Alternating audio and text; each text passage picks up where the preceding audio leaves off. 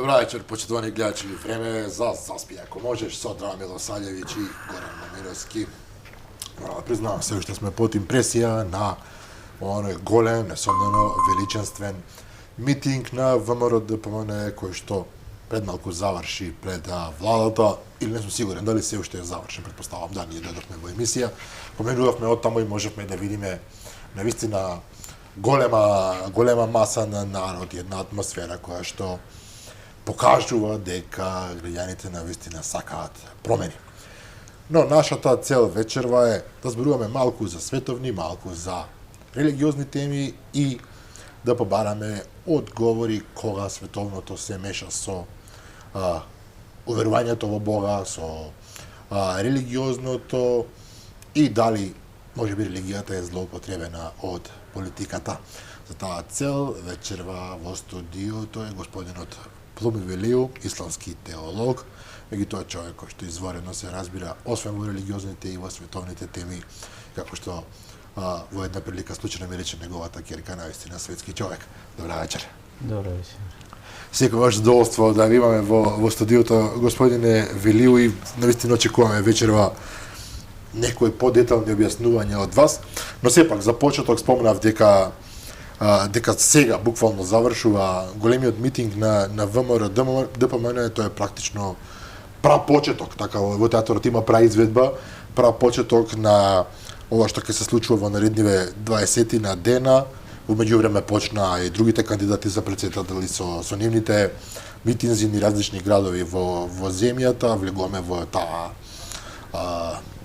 изборна гужва, да не речам, во тоа помалку и лудило, меѓутоа кое што создава енергија, кое што предизвикува кај луѓето силни емоции и она што е најважно, силни очекувања. Луѓето, прво благодарам на поканата.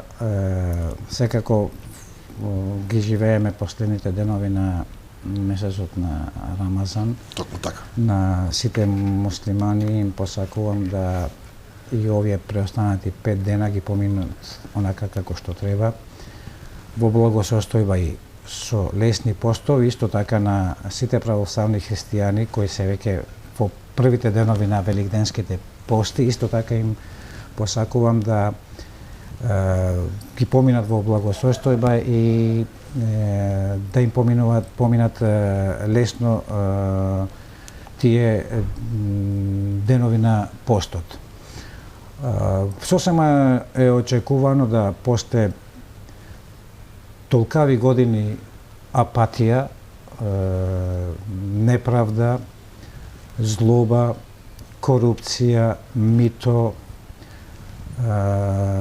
фалсификувања, непотизам, да луѓето и граѓаните општо побараат некој ослонец каде што ќе се ослонат за наредните 4 години на владење, да очекуваат дека нешто ќе биде на подобро, нешто ќе се смени. Меѓутоа, сето тоа сепак зависи од политичарите, од она што би требало да биде понуда, меѓутоа до ден денес ниту јас, ниту пак вие верувам, а ниту некој друг од граѓаните почувствувал или осетил некоја подобра понуда од она што фактички до сега се случуваше. Јас последниот викенд нели беа изложени пратеничките листи, да. Листите на пратеници, каде некои носители, каде општо целосните листи и во секоја чест на исклучоци, меѓутоа во еден момент помислив дека се работи за првоаприлска шега, затоа што луѓе кои се навистина тие листи, освен за првоаприлска шега, не ги бидува за ништо друго, но останаа такви какви што се и се плашам да таа првоаприлска шега наместо еден ден да не трае наредните 4 години. Може ли да оваа тема да оставиме за малку подоцна и коментираме листите и предлозите на партиите, додиме малку сега на пред платото на владата на Република Македонија, каде што вечерва се случи големиот народен митинг на ВМРО ДПМН и кандидатката за претседател Гордана Следановска Давкова Драган спомена преска, ние поминавме од таму, па поминувавме, бога ми, добри 40 минути од мостот Гоце Делчев, па се до тамо по владата на Илинденска, имаше огромна маса на луѓе. Мислам дека е добро да пуштиме дел од инсертите што беа снимени таму вечерва, за да тие што не успеа да отидат, еве, гледам инсертите, прилично вакав, да речам,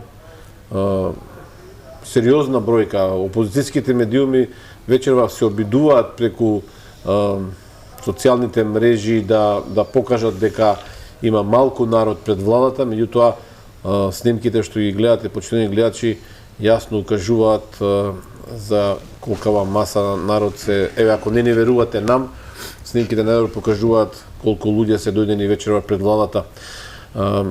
Не дека немало и порано големи митинзи на ВМРО ДПМН, генерално секогаш имало, ми тоа ми се чини дека ова е еден од најголемите и според енергијата што се чувствуваше таму, ми се чини дека е еден од најинтензивните според емоциите.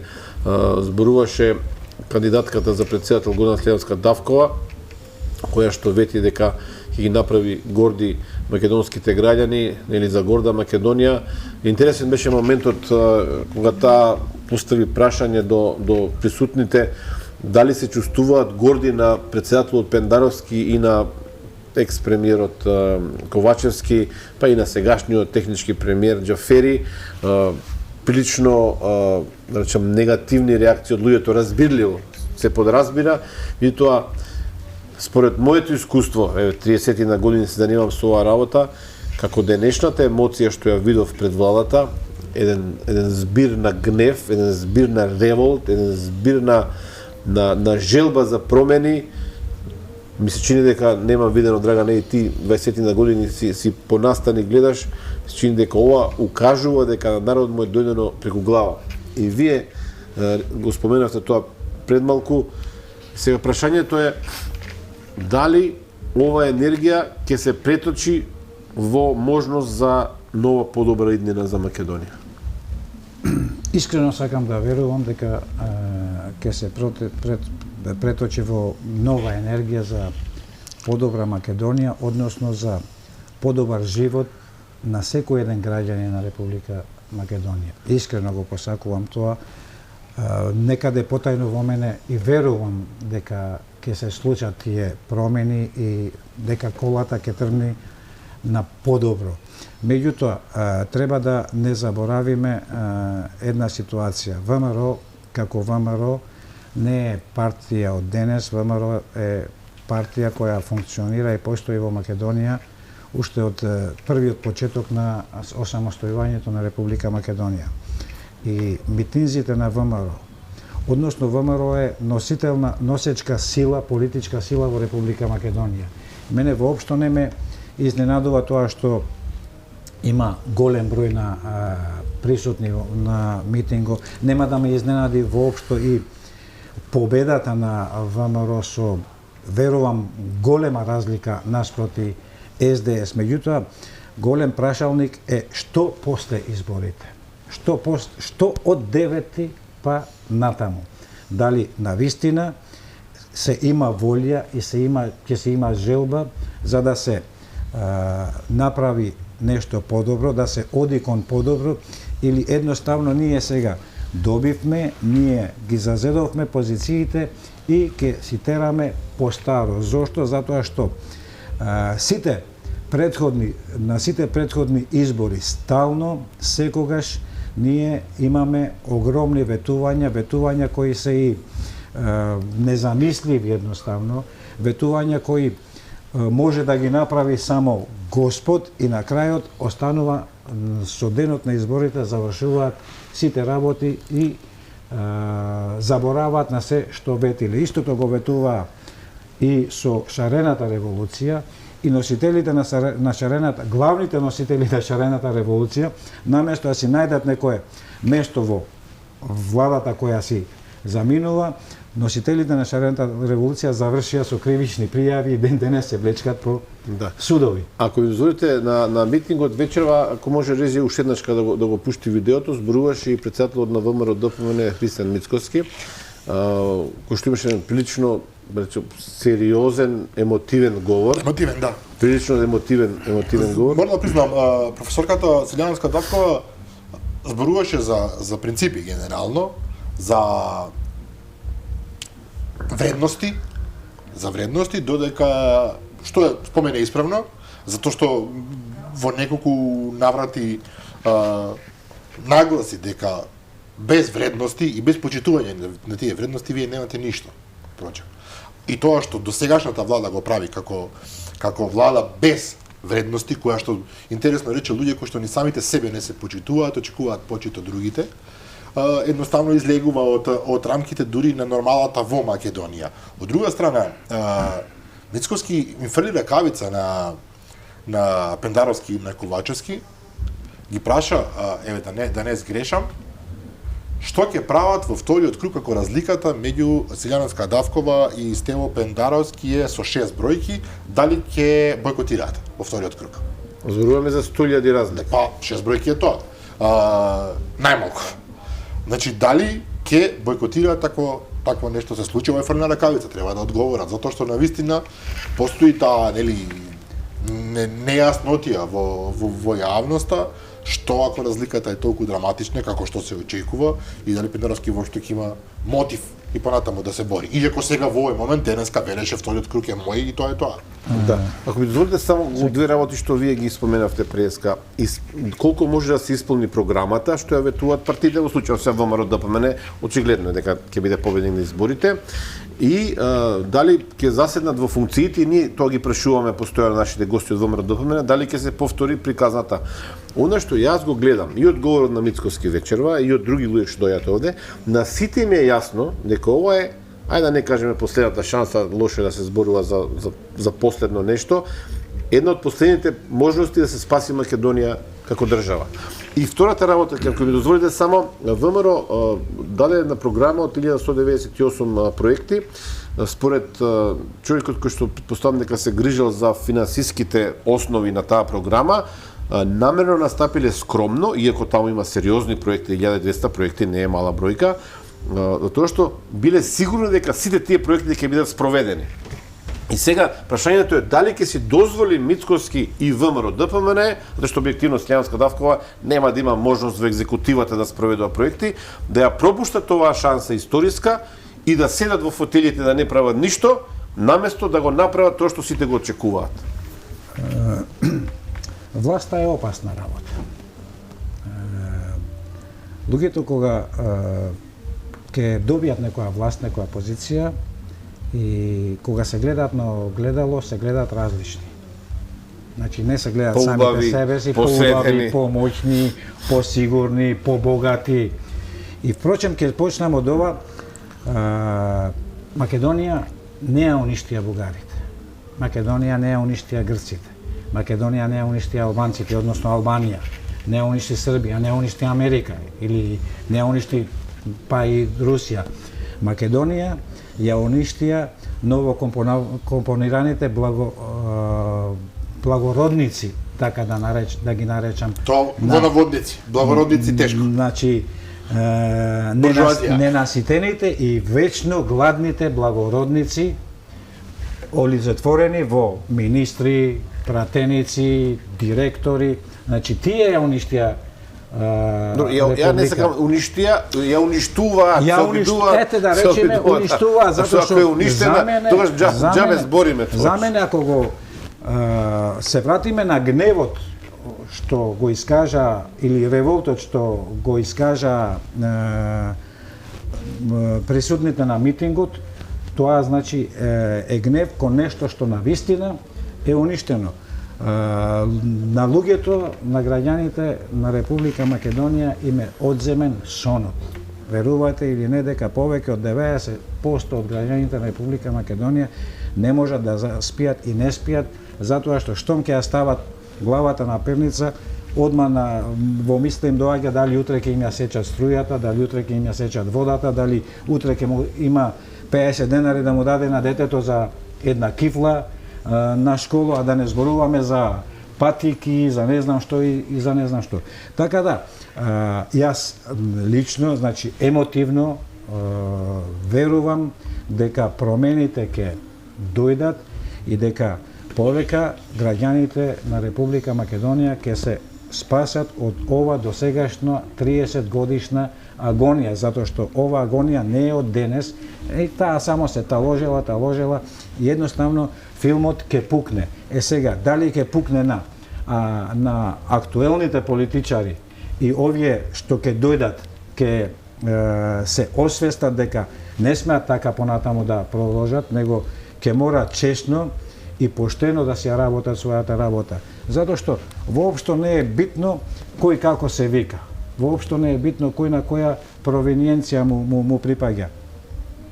Јас ќе се навратам во далечната историја од исламот, уште кога Мухамед се уште беше во Мека, од притисоците, од идолопоклониците, на своите верници, веќе представници им вели мигрирајте или избегајте во Абисинија, денешна Етиопија, каде што владее еден праведен христијански цар Кисра. Значи, тој не го пофали царот дека е христијанин, туку вели праведен цар христијанин. Сега дали директорот или министерот ќе се викал Плуми, Драган, Горан, ич не е битно. Битно е да биде поштен, битно е да биде чесен и да работи во сеопшт интерес на граѓаните. Знаете зошто сакам да верувам дека нема да се случи тоа што претходно се случувало многу пати, тука се согласуваме. Ќе биде, барем јас така размислувам, можеби сме наивни, ќе биде срам за тие што ќе дојдат повторно, после толку многу лоши работи, еве да не употребам полош збор, кои што ни се случуваа последниве години и претходно се случувале, да луѓето едноставно ги заборават и да продолжат по старо, додека државата се распаѓа или се уништува. Не можам да поверувам дека има луѓе, то дел од тие луѓе ние се познаваме, биле тука во емисијата, сме разговарале, се честни луѓе, сепак се работи. Кај ВМРО-ДП, на пример, немате ниту еден, ево, градоначалниците дојдоа на функција пред 2,5 години, немате ни еден скандал, немате ни една афера. Предпоставам, за Гордана Слјанска Давкова да речам, ете сега и лично ја познавам, гарантирам дека е честна и дека нема да дозволи криминал тамо каде што таа. Мицковски исто така, 7 години опозицијата, сега има и реална моќ преку општините, немате и за него афера голема криминална. Не верувам дека некој од нив ќе се ризикува да направи срами за себе и за своите деца, или премногу сум наивен. Јас повеќето политичари актуелни и кои се на листи ги познавам лично. Го познавам и господинот Мицковски лично и точно се согласувам со тоа што го велите. Зошто се согласувам? Затоа што Мицковски е 7 години и повеќе. 7 години лидер на ВМРО-ДПМН и во текот на овие 7 години Мицковски најмалку имаше 7 пати можност да на ова власт му даде гол и то со пета. Значи да ги сруши од власта. Значи имаше такви можности.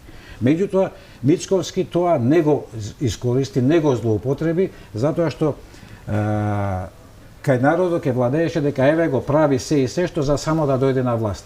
Вака на редовни избори, на коректни избори да добие власта и да се докаже дека навистина човекот е лидер кој сака Македонија, граѓаните на Македонија да ги изведе на прав пат и да можат да живеат, значи, поспокојно и покомотен живот. Односно да живеат човечки живот. Затоа што ние во Македонија, нашите луѓе во Македонија, односно човекот во Македонија научи да плива како риба, научи да лета како птица, ама никогаш не научи да живее како човек.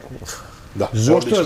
Затоа што и народот кај нас, јас не можам да го сватам менталитетот. Директор ова или директор онај, вели Аллах да му направи многу пари. Чекај бе. Како направи тој укради? Со плата од 80-90 ама не вели од државата. Ало, државата кој е? Државата сум јас, ти, третиот, четвртиот. Зошто? Затоа што ако не крадеше, пензиите немаше да бидат 12.000, ќе беат 25.000. Ако не крадеше некој, платата немаше да биде 20.000, ќе беше 50.000. И сега просечната плата ти ја вада 40.000 денари со платите на олигарсите кои земат по 250.000 евра месечна плата. И нормално дека ќе биде платата или пак 70-80% на функционерите. Мислам, тоа го нема никаде во светот. Тоа го има само кај нас и ние сме во овие случаи дефинитивно ако се пријавиме во книгата на Гинисови рекорди ќе го заземиме првото место. Да, овој дел одговорот на господин Мицковски не успеав да го слушнам, морам да признам, сега го читам и тоа на еден портал кој што е очигледно изразито антиопозицијски настроен, вели Анти-ВМРО, така? да, скандалозен настап на нервозниот Мицковски.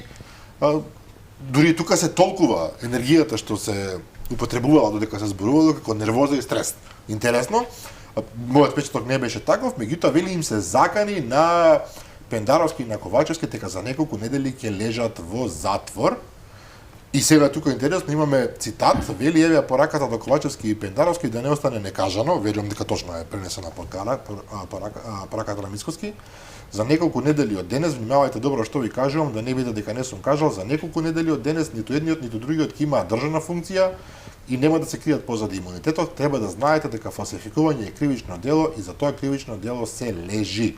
Ова се разбира се однесува на скандалот во обид што се случи вчера, скандал со оглед на тоа што само ние успеавме да најдеме десетина грешки во него, веќе слободно можеме да кажеме дека е ајде да не блиску до фалсификат, затоа што имаше такви фрапантни и невешти грешки што тоа го прави или наивен човек или дилетант, немам друго објаснување, со погрешени презимења, со погрешени имиња дури на луѓе, со фалсификувани потписи и така натаму. И сега дали ова закана, јас не се согласувам, ова е месечини само повикување на фактичката состојба. Ако вие се осмелувате да направите фалсификат со кој што сакате да му го нарушите на другиот интегритетот, и ако тој фалсификат навистина се покаже дека е фалсификат, тогаш одговорноста се подразбира, па дали сте вие, како што велите, човек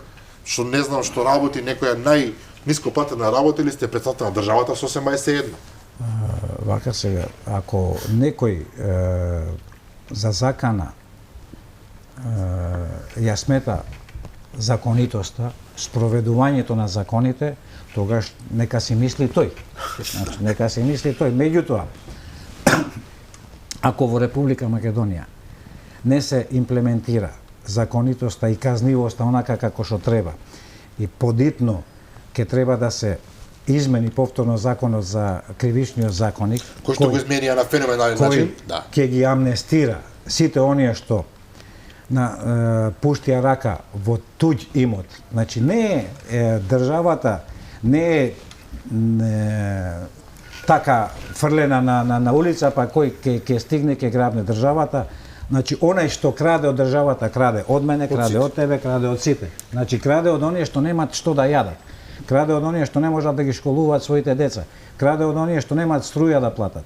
Значи ако тој тоа го смета за закана, тогаш нека му мисли. Меѓутоа, јас би препорачал на идната власт, која дефинитивно ќе биде, дека дефинитивно нема да биде од овие што сега се носители на власта, да не се занимаваат многу со тоа кој ќе биде казнет или кој нема да биде казнат, него во рок од 6 месеци да го средат правосудниот систем на Република Македонија и да им овозможат правосудството, после нека си ги брка своите работи. Меѓутоа, не правосуден систем како што беше системот од специјалното обвинителство со, не знам, вакви кривични судови, онакви кривични судови, каде што луѓето со милиарди злоупотребени евра уживаат по хотели, додека некој за, како што се вели збор за 5 кевапи, лежи во затвор. Значи, предитно правосудниот систем на Република Македонија да се стави на здрави нозе и да се занимаваат со социјалниот проблем на граѓаните на Република Македонија. Додека ние не го следиме социјалниот проблем, додека ние имаме луѓе кои не можат да спијат, додека имаме луѓе кои се заглавени со разни кредити, по брзи кредити, по кратки кредити, по вакви, по онакви, ние не можеме да наидеме на среќни луѓе, на среќни фаци, на среќни лица, затоа што среќата зависи многу и од она колку можеш да си приуштиш и да си живееш со крената глава. Така е. Малку јас да бидам искрен сум изненаден малку од ова изјава на Мицкоски, односно не сум изненаден, туку Се надевам дека точно е пренесено, меѓутоа тој тоа е. да, нема ништо да речам страшно во изјавата, затоа што огромен дел од луѓето, тука малку сега муфтија, вие сте пранешен битолски муфтија, нели имате такво звање. Точно е, социјалните теми се многу важни, правосудството е многу важно, меѓутоа, знаете, кога вие како народ сте живееле во една агонија повеќе години, 5, 6, 7 години, кога ви се случиле огромни неправди, се зборувам тука за за Преспанскиот договор, за промена на името, за низа теми кои што се поврзани на некој начин и со криминалот. Знаете како, додека ние наводно ова влада решаваше крупни проблеми со Грција и со Бугарија, се крадеа огромни милиони. Сите знаеме за тоа. Значи, ви имате само за еден тендер сега за рек Битола, ви од Битола доаѓате 16 милиони евра поскапо понудата. И сега прашањето е дали Мицкоски има право да им се закани на луѓето, особено што досега тој ваква закана не упатил.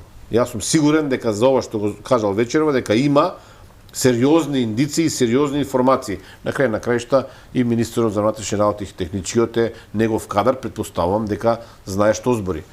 Суштинското прашање, дали да се тргне паралелно со казнување, санкционирање на тие што краделе, фалсификувале, лажеле, носеле луѓе во затвор по 18-19 години, или да се занимавате со теми кои што не можете да ги решите брзо. Правосудството вие велите 6 месеци. Извинете, тоа е невозможно. Социјалниот мир да се постигне, социјален баланс, финансиски баланс за граѓани, исто така бара малку подолго време. И се прашањето е дали да се оди на една работа или да се тераат сите одеднаш. Значи јас извини, ама не се сложувам дека правосудството не може да се реши. Значи правосудството може да се реши со истите суди. Дефинитивно. Затоа што сегашните судиите... Еко Мицкоски вели дека тој ќе остави судиите сами да решаваат. Така вели Мицкоски. Самите суди, значи самите суди ќе се ја сменат плочата, знаете... Ама не ни треба да ја сменат плочата. Не. Во ред, јас лично, ако јас се прашувам, јас, например, би го избришал, значи би го избришал или дефункционално би го донесел Академијата за совет за суди за тука се на линија со ВМРО, судскиот совет и судскиот совет и буквално би ги разрешил, ајде да не речам сите суди. Би донел правници. Но не можете да ги разрешите. Мислам, има варијанти. Би донел правници од улица, невработени правници кои завршиле факултет, а не кои купиле факултет, и ве уверувам дека 100 пати подобро ќе пресудуваат и 100 пати подобро, покоректно и почесно ќе обвинуваат или нема да обвинуваат. Затоа што сега, јас случајно, еве можам да ви кажам вака, одете пред било кој суд. Стално ќе најдете пред судници луѓе кои чекат да влезат во судница заради ова или... И никој не прашува дали обезбеди добар адвокат, дали обезбеди способен адвокат. Не го прашуваат сите, го фати судијата, го фати обвинитело. Значи се додека одиме на варијанта да го фатам судијата, да го фатам обвинитело, значи ние нема да успееме. Тоа не е правда едноставно. Тоа не е правда и не може да биде правда. Меѓутоа, истите суди или поголемиот број на суди, кога ќе видат дека тие се слободни, дека нема да за било кој предмет некој да им звони на телефон и да им вели пресуди вака или пресуди онака, тогаш судијата како судија ќе се освести затоа што утре или задутре и него може да го фати таа закана, што за мене воопшто не е закана. Значи спроведувањето на законите не е закана, него напротив инсистирањето и тежнењето, работењето за спроведување на законите, тоа е за мене правда, правичност и одење кон воспоставување правен поредок во државата. А ако законот не чини, тогаш дајте 120 пратеници сте, изменете го законот, донесете подобар закон. Меѓутоа, функционирање, работење, постапување надвор од рамките на законите, спротивно од законите, тоа е казниво и мора да биде казниво. И кај нас најголемиот проблем е неказнивоста. Да, тоа. И мора да кажам дека сосема случајно денеска американската амбасадорка Агелер даде интервју за ТВ21 и на некој начин ова интервју се се, како се вели тоа, се подкрепува со ова што вие го зборувате, именно таа вели, го цитирам, корупцијата овде, значи во Македонија има навлезено во сите општествени сектори, во сите гранки на владата, во сите бизниси. Луѓето во Македонија се среќаваат корупција во секојдневниот живот. Значи кога американскиот амбасадор ќе испрати иста оваа порака, дека во Македонија корупцијата е основа на живењето, ви имате проблем. Да не забораваме дека американската амбасадорка често пати се обидуваат, можеби и некоректно да и придадат дека таа всушност нешто и поддржува актуелната влада, меѓутоа ова се пораки кои што сосема друга идеја имаат во себе. Ние обично сакаме да кажеме дека многу ни се не мешаат странците, многу ни се мешаат американците, многу ни се мешаат Данска, не знам кој. Точно е дека тие од време на време даваат вакви изјави, се трудат да ја потрепат, погодат вистината. Меѓутоа, големото прашање е во тоа кој им дозволи на тие странски амбасади или на амбасадорите кои во било која држава треба да ја водат политиката на сопствената држава, а не државата каде што се амбасадори. Меѓутоа, ние во сето ова постанавме едни подчинети, понижени, буквално луѓе кои едноставно стално очекуваме за се некој да ни каже како да постапуваме. Кам шикарите на Заев. Там шикарите на Заев. Едноставно ние не успеавме сами легитимно да си ја креираме, да си ја управуваме, да бидеме управители на сопствената судбина. Меѓутоа, сопствената судбина заради интереси на еди кој си, заради интереси на тој што сака да краде од овај тендер и од онај тендер, оставивме после на секој во се да не се меша некој од надвор и ние буквално во државата испаѓаме тотално малоумни луѓе кои едноставно не заслужуваат ниту да имат држава. Што е наша срамота, за ова ќе се Ова е согласиме. наша срамота, ние сме сами криви. Преска бев на само висина на Канал 5 со Алберт Муслиу и со Љубиша Николовски сивно Асма. Двајцата велеа дека ние сме пропаднале во тој дел и сега мора да дојдат странци да не го решат проблемот. Сите проблеми да не ги решат странците. Тоа не се случило никогаш и никаде. Не се Напротив, случило, значи, држави што пропаднале, па дошле окупаторски сили. Имало, имаше во Косово имаше протекторат, нели, канцелар или Администратор беше таму, беше французино или не знам во некои афрички држави или не знам каде. Меѓутоа ние немаме таков проблем. Во Македонија имате толку паметни луѓе, значи кои навистина јас можеби сум преамбициозен, меѓутоа јас гарантирам дека државата за 6 месеци може едноставно многу поинаку да се дише во државата, ако се работи честно и ако се работи праведно. Значи, државата е држава. Државата има темел, државата има пари. Секоја држава има пари. Без оглед ние дека велиме сиромашни вакви такви. Државата како држава, тоа го има тој луксус. Меѓутоа, насекаде наоѓаме на луѓе кои едноставно ја плячкаат безмилосно, односно крвнички, ја плячкат и ја уништуваат државата. И нормално дека странците ќе се мешат. А од типот на господата што ги спомнавте, јас навистина сакам да коментирам, затоа што првата реченица што ќе ги следам емисиите, првата реченица што ќе ја изустат, се знае кои се, што се и за кого одработуваат. Да, нема да Ајде да влеземе во нешто да, друго, да, бидејќи времето неверојатно брзо ни изминува, чисто да влеземе во вториот дел со уште една порака од господинот Мицковски од вечерашниот митинг. Вели Ковачевски ја подари државата на Дуј. Морам да признаам дека овој став најчесто кој најголем дел од македонците е веќе и да не речам изгравиран и стетовиран, дека буквално Ковачевски Заев претходно имаше во таа насока прилично силни обиди, меѓутоа ми се чини дека во времето на Ковачевски тоа баш се стана видливо и избистрено, дека ја подари државата на Дуј, меѓутоа овдека критиката јас се сеќам по инаков начин. Не имаше проблем ако ја подари на Дуј. Еве, Дуј се подобриот дел од владата. Меѓутоа, дали суштински Дуј се подобриот дел од владата? Поспособниот е нешто друго. Поквалитетниот во смисол на способност за олигархиско действување, тоа можеби да. Но квалитетен живот не понудија, квалитетни политики не понудија. Значи, Дуј е на власт 20 години. И одлично се снаоѓа и со ВМРО, и со СДС, па пак со ВМРО, па пак со Со сите СДС. им оди. Одлично се снаоѓа. И со Алтернатива, и со Алијанса, и со БЕСА, и со не знам што. Одлично се снаоѓа. Меѓутоа, јас не го прифаќам без оглед дека Мичковски стално го опозицијата актуелна го зборува тоа, владата на ДУИ и СДС, јас не го прифаќам тоа затоа што мандатар на составување на ова, па и на претходната, па и на предходната беше Зоран Заев и Димитар Ковачевски. Добро, не ве сега го имате Тала Джефери како премиер. Не, мандатар за формирање на така, власт. ова е технички. Да. За формирање на владата. И Предходно Груевски. Да, одговорен за за начинот на кој функционира владата, дали е успешна или неуспешна, е премиерот на владата, не е министерот или лидерот на некоја партија. Али Ахмети никогаш не бил ниту министер, ниту Никаква функција директор, немал, да. освен пратеник.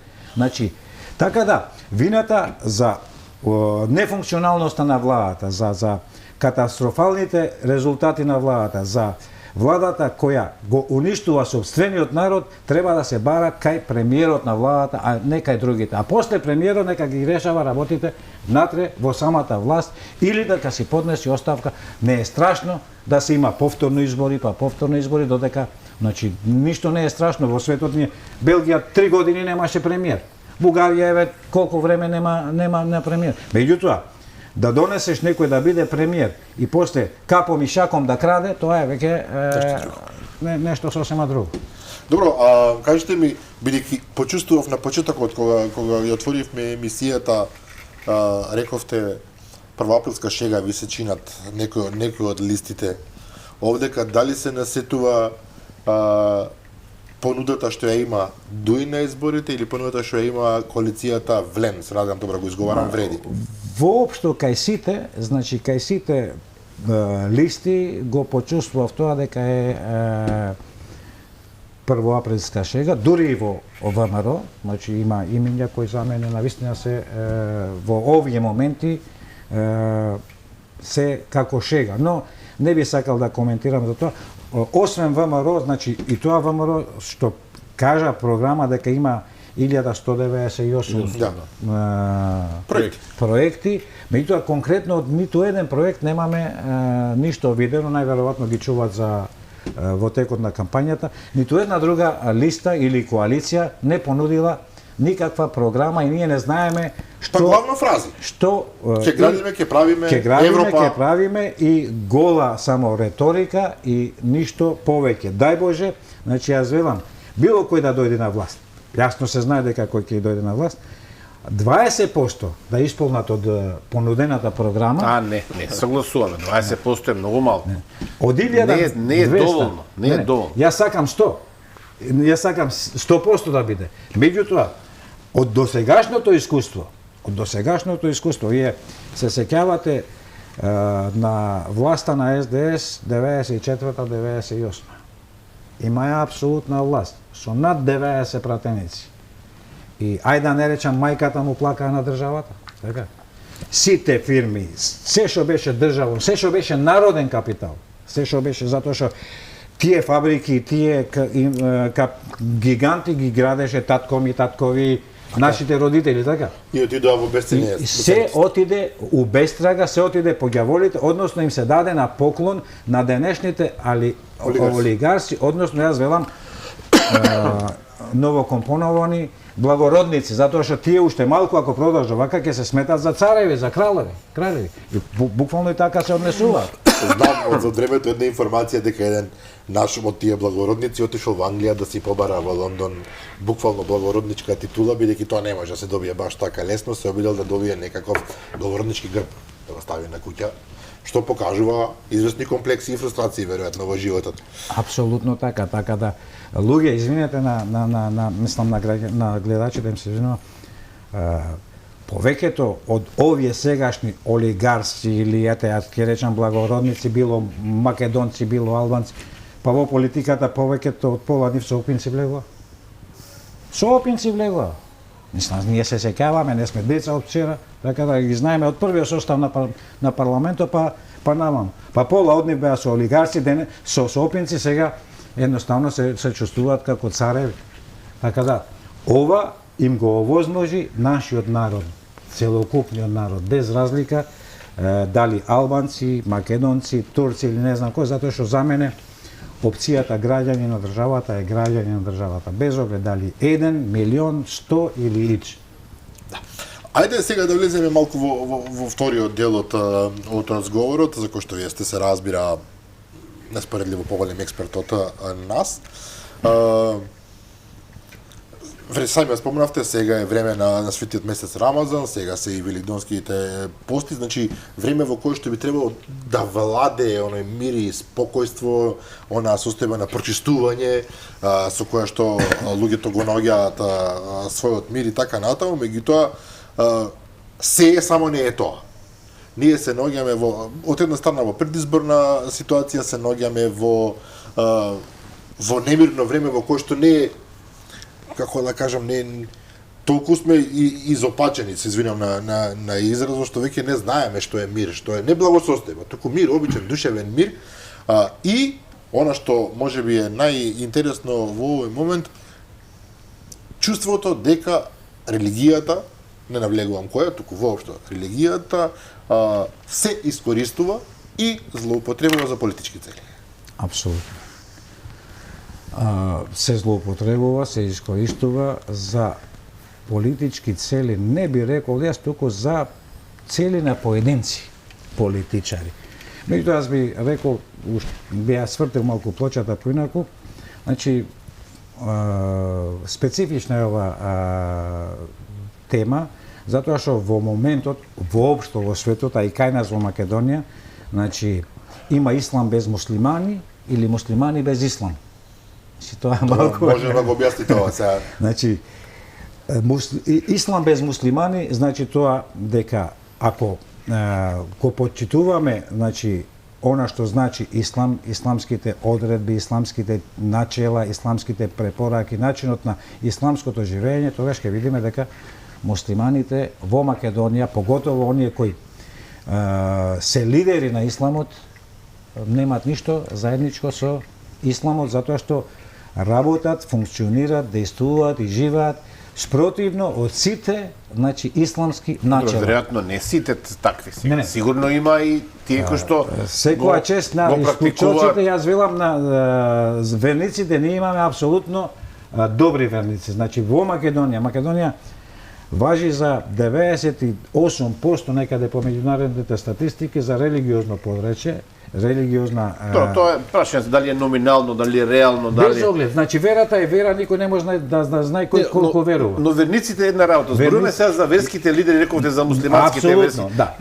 Не можем прегрубо да се каже дека сите тие лидери се да речам грешни. Не сите, сега вие имате повеќе право да зборувате. Јас ги познавам сите, значи не велам сите, меѓутоа 99% се такви затоа што за жал во исламската, освен моџите, значи велам лидерите, не велам за имамите, пошто имамите по џамиите се лидери, меѓутоа јас страшно сум вознемирен заради нивната состојба, затоа што поголемиот број на имами, на, ајде да речеме, џамиски лидери, денес не заработуваат ниту минимална плата. Значи заработуваат некаде 15-16 илјади денари и тие да ги прашате како живеат, како составуваат крај со крај, само тие и Господ знае. Значи зборувам за челниците, секоја чест на исклучоци, меѓутоа, ако вие доведете една институција да се раководи од полуписмени или скроз неписмени луѓе, тогаш очигледно е тоа што се случува. Затоа што, еве, например, не сакам да ги спомнам, но ете, ќе ги спомнам и втарите во текот на Рамазан. Актуелни се многу сега, затоа што ги гледаме пред се по медиумите, имате ифтарски вечери на секаде. Имаме политички ифтари. Значи немаме... Веднаш да кажеме, оваа иронија се разбира, не постои такво нешто се разбира не политички. Не постои, значи како што не постои политички ислам или како што некој сака да речи радикален ислам, па умерен ислам, па сето тоа. Тоа ништо не постои, од тоа затоа што тоа го зборуваат само непознавачите на исламот. Исламот е тој што е еден и единствен, зависи кој како го толкува и кој како го познава и колку го познава. Например, сега ако во смисол на кохезија, на заеднички живот, на меѓучовечки односи помеѓу муслиманите и христијаните или евреите или уопшто сите други, ако ги слушате тие што многу сакаат да мудруваат и да паметуваат, ќе видите дека таа кохезија е неможна. Зошто? Затоа што ако на некој му спомнете шеријат, ако на некој му спомнете џихад, буквално им се стемнува пред очи, асоцира на нешто негативно, им се стемнува пред очи, а тоа нема никаква вистина, затоа што тие не го познаваат. Ниту шеријатот не го познаваат, ниту џихадот не го познаваат, ниту исламот. Меѓутоа, затоа велам политички ифтари. Зошто? Затоа што тоа им го овозможи поглаварот на исламска верска заедница. Јас не ги обвинувам политичарите, затоа што на политичарите некој треба да им укаже и да им каже што е тоа навистина ифтар. Ифтарот, вториот или третиот ден, поглаварот на исламска заедница организира ифтар, мегаломански ифтар со неколку стотици луѓе, и тоа замислете каде? Во Александар Палас. Во хотелот Александар Палас. Во хотелот Александар Палас. Што важи за луксузен хотел во Скопје, ако некој не знае, да. Јас уверувам дека пола, можеби и повеќе од пола, не се ни постачи. Значи, ифтарите се изопачи, значи, сваќањето и битието, суштината на ифтар. Ифтар значи, ифтарот има две радости. Радоста кога ќе се седне на софра, значи после 5-16 сати да ја почистуваш драшта на водата и на храната, и втората среќа е тоа што заради од тоа отстапување или таа жртва што ја направил постачот, средбата со возвишениот Аллах Џелешану. Меѓутоа, во никој случај ифтарите сега сличат на свадби, на не знам, банкети. Чекайте, да прашам нешто. Второ, уште ова само се извинувам. Значи, исламот има норми и принципи во однесување. Вели курански ајет: јадете, пиете и не претерувајте. Се што е претерано е харам. Значи, харам значи строга забрана. Сега, ифтар во Александар Палас. Па тоа сега математички сакам да ви прашам. Истата тема, истото прашање. Ја математички сакам. Ако имало 250-300 гости, тоа се во Александар Палас минимум 35-40 до 70 евра оди. Ние овде зборуваме за 30 на 40.000 евра, што се, нека се 25.000 евра фрлени за еден. Затоа што таа не е обично мени. Значи, овие не одат со обично мени. Значи, менито е од пиле млеко да се има. Значи, на самите себе си, а нека кажат на кој сиромах му дадоа ифтар. Тоа сакам да ве прашам, бидејќи тоа е многу важно. Во исламот има една специфика која што мене многу ми се допаѓа, имено тоа е она курбан што така курбан се него, каде што вие тоа што го имате го споделувате со тој што нема. Да. Се сомневам дека таму има луѓе што немаат. Не. Таму нема луѓе што немаат, односно може би тек тук да се случи да дадат некој ифтар, меѓутоа и тоа пари побарани од Шведска, од Данска, од не знам каде, и сега овие одат во Александар Палас, а овие посиромашните што им даваат ифтар ги остават некаде на улица или во некој парк или не знам каде им даваат ифтар. Значи тоа е понижување за верниците, понижување на оние што навистина немаат, понижување на оние што навистина имаат потреба. И на крајот на краиштата, значи, секој ден десетици луѓе умираат и стотици луѓе умираат од глад во Газа, умираат во Јемен, умираат во Африка. Како може еден? Значи, не зборуваме за обичен човек, не зборуваме за обичен смртник, не зборуваме за политичар. Како може еден верски лидер, значи, да пие од пиле млеко, а свесен и гледа секој ден дека едноставно некој за парче сува, за корка сув леп умира. И мене тоа не ми е јасно. Па, сега, зошто тогаш ми велиш немој така муфтија затоа што има некој... Значи, ако челнико, ако диригенто им даде погрешна насока на оркестарот. Оркестарот е раштимован. Господине Вилију, може би сте многу строг, но имате право да се разбира на вашиот став. Ме интересира, бидејќи употребите збор, тие се речиси полуписмени луѓе и употребите их, да. Меѓутоа, колку што јас знам, верските поглавари по дефиниција и во исламот тоа се луѓе кои што практично на памет го знаат Куранот. Не. Еве, би требало, претпоставувам, тоа се луѓе кои што учеле високи школи, медреси, кои што учеле сериозно, високо образование, луѓе кои што ги сватиле суштинските, логиката на нештата и суштинските идеи и принципи на ислам. За жал, било е некада.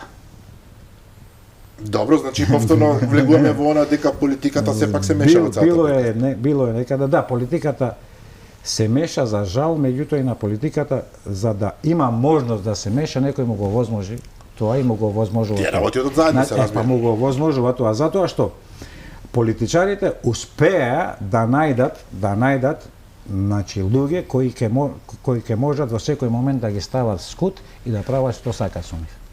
Знам, ова малку по тешко, меѓутоа таа вистина и во моментот ние немаме автохтона исламска верска заедница, значи имаме исламска верска заедница која живее од денес за утре, која нема никакви амбиции, која нема никакви приоритети, едноставно тие што се тука да си продолжат да се живеат. Под чија контрола е ИВЗ? Па ако се земи во предвид кога дојде сегашниот поглавар и како дојде сегашниот поглавар, е апсолутно под контрола на актуелната власт. Било СДС, било ДУИ, било кој да е. Затоа што актуелниот поглавар дојде на сосема нелегитимен начин. Значи, на сосема нелегитимен начин и моментот на разрешување на Сулейман Реджепи не е направен во седиштето на Исламска верска заедница на Чаирска 52, туку е направен скришно, тајно во седиштето на муфтиството Гостивар. Со фалсификувани подписи со печати од муфтиствата, кои печати се апсолутно безвредни, затоа што муфтиството представува само подружница, а не правен субјект. Така да, ако се сеќавам добро, вие Сулейман Реджепи го критикувавте свое време. Да, ама јас повторно го критикувам Сулейман Реджепи во делот каде што тој беше некоректен и неправичен. Меѓутоа, Сулейман Реджепи, за разлика од сегашниот поглавар, Сулейман Реджепи беше како Бог и шеширџа што А кажете ми уште една работа што мене ме интересира. Во јавноста постои впечаток дека исламската верска заедница е многу богата, затоа што постојано доаѓаат не знам од странство, пари, верници, има многу објективно кој што плаќаат визи за Мека.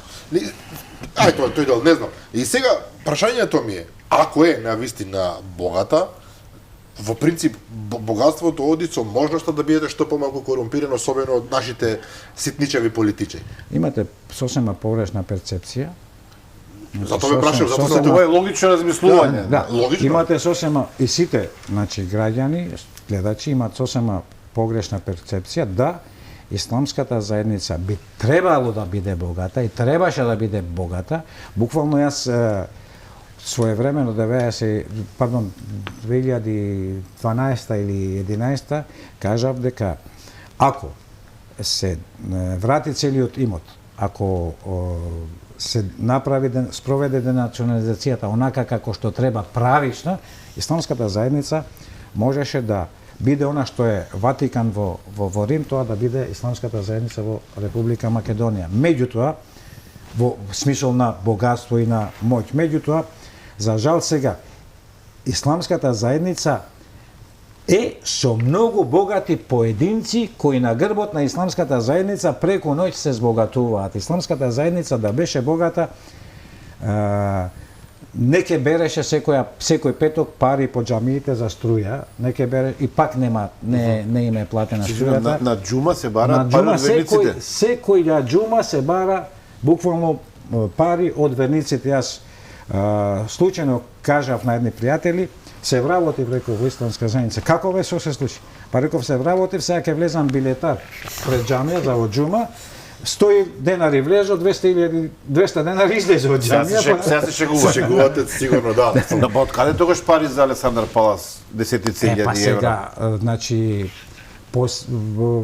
за периодот кога функционира Шакир Фетаху, најмалку некаде околу 6 милиони евра се земени од денационализација во форма на харти од вредност. Се трошат тие пари, секако некоја донација од Катар, од Матар, од не знам каде, и функционира со тоа, затоа што исламската заедница нема кој знае колкави вработени, колкав број на вработени.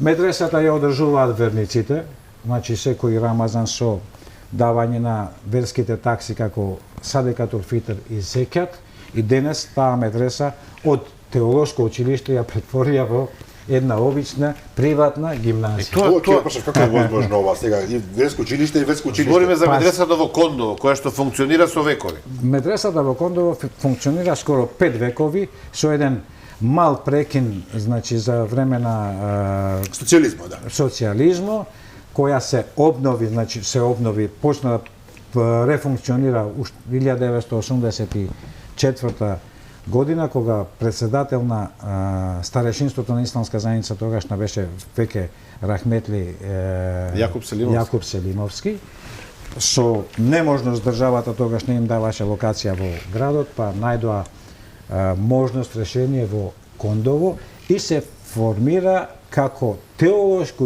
училиште за припремање на теолошки кадри, значи на имами, на професори, на хатиби, на муезини, кои ќе му служат на муслиманите, односно ќе бидат верски службеници.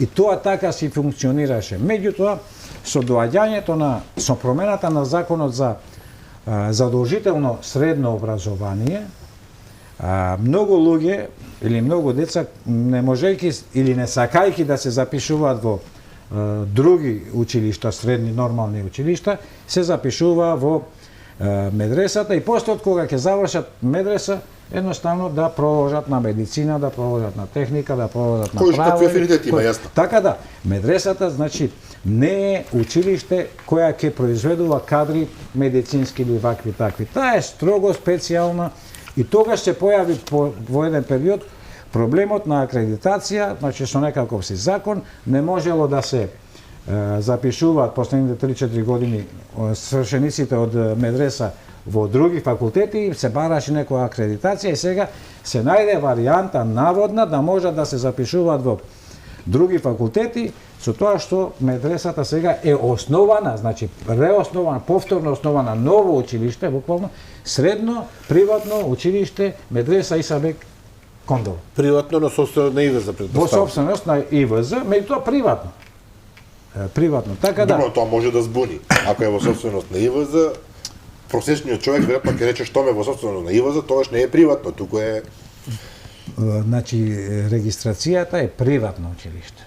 Значи приватно училиште може и Алфа телевизија да формира приватно училиште или не знам која компанија или не знам кој. Значи сакам да кажам, но името кое што стои позади е прилично да, оправдувачко. Тоа е манипулација. Ама тоа го знаете вие, тоа сакам да кажам. Тоа е чиста манипулација затоа што сега во моментот средното теолошко училиште не постои во Македонија и им се дава можност на сите фракции кои произлегува од исламска заедница, значи, нели, од законот кој мора да претрпи, јас тоа е моја препорака до идната власт, законот за правната положба на верските заедници мора да претрпи измени и мора да се измени, затоа што сега се формираат разноразни верски заедници, разноразни религиозни групи кои навистина не смеат да функционираат и сега секоја религиозна група ќе може да се формира теолошко училиште вакво, теолошко училиште онакво или како што доаѓаат сега многу јеховини сведоци од Америка, тоа се практично да не потреба погрешно зборама блиску до секти.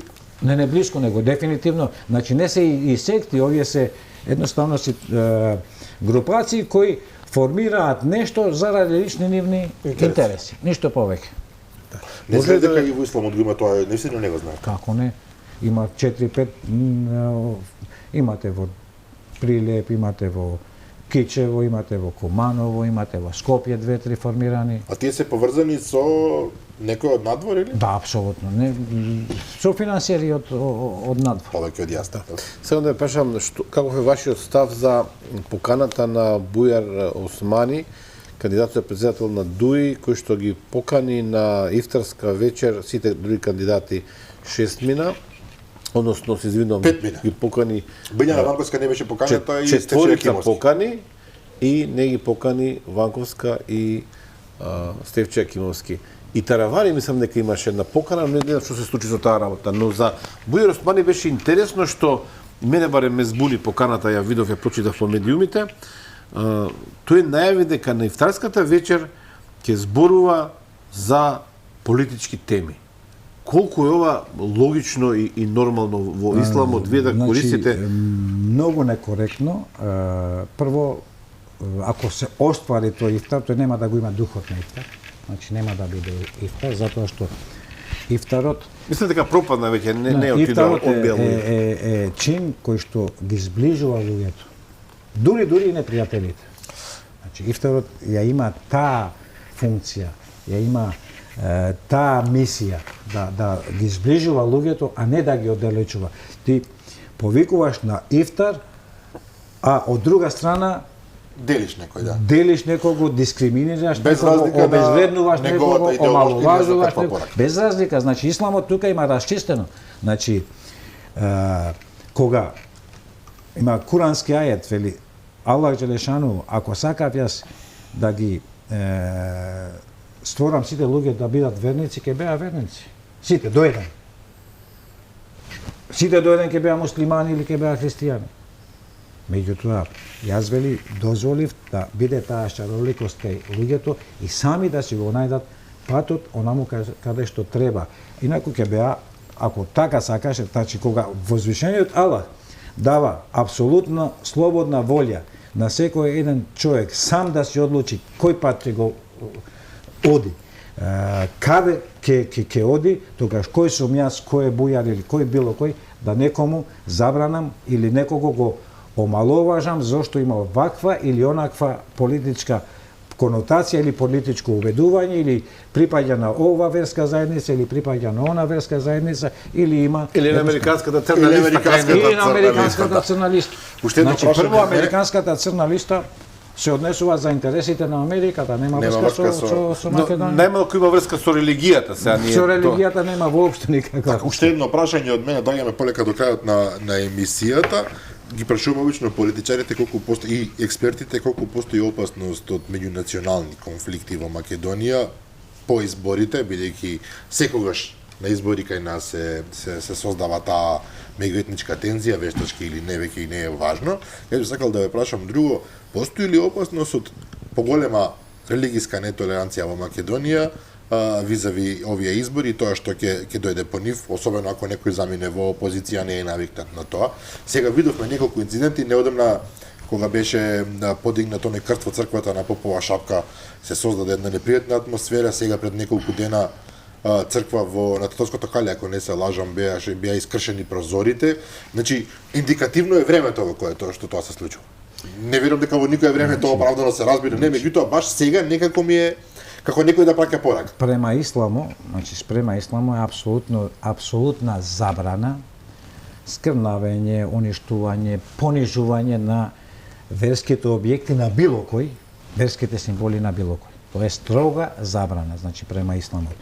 Дека тие што ќе губат или тие што чувствуваат дека губат, ќе се потрудат, ќе се борат да предизвикаат меѓуверски или меѓунационални проблеми, тоа е точно, меѓутоа јас верувам и убеден сум во тоа дека тоа време веќе е одавно минато, затоа што луѓето, граѓаните, сите без разлика кои си имаат собствени проблеми, си имаат маки и не им е битно дали некој ќе прави онака или вака, не им е битно дали некој ќе изгуби или ќе добие. Едноставно јас генерално во смисол на ова би сакал да го кажам ова.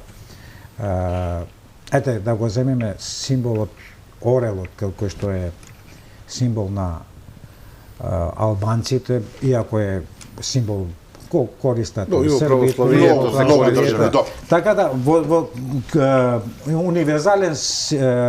универзална смисла, сака го спомнувам Орелот,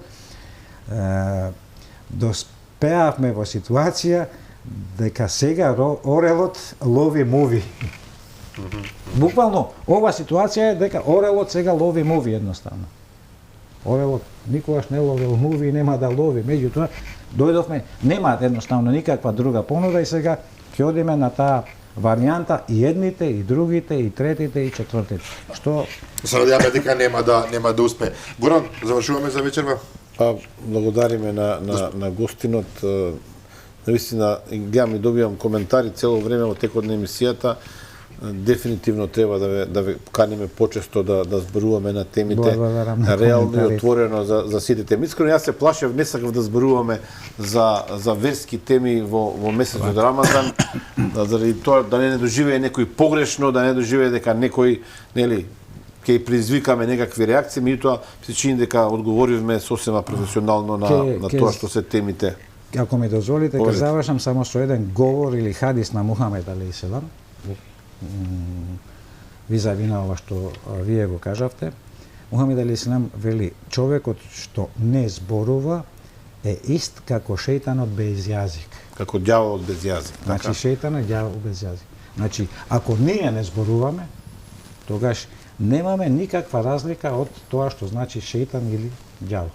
Така да, јас, лично јас, не смеам и нема да дозволам да си го ризикувам идниот живот за 3-4, суше може би 5 години од мојот живот на овој свет. Ќе дај Господ, ќе биде повеќе, Значи, ќе биде. затоа што, пораката е не, јасна. затоа што вреди и заслужува борба идниот живот, каде што почнува и нема крај. Значи, идниот живот е бесконечен. И сега, дали е паметно да се ризикува заради кефо на овај или на онај, Да се одмолчи. да се одмолчи или за да се премолчи, не сакајки вистината, клеветата, уништувањето на едноставно човековиот род. Велио, благодарам уште еднаш за гостувањето. Благодарам на поканата. Почитувани гледачи, тоа беше се за вечера, се за оваа работна недела на Заспија. Ако можеш, утре во 15 часот сепак репризното издание, може да го погледнете. А јас се Горан Момиров Секевиќ, јавиме повторно во понеделник во 22:30 со нови гости. До тогаш пријатно.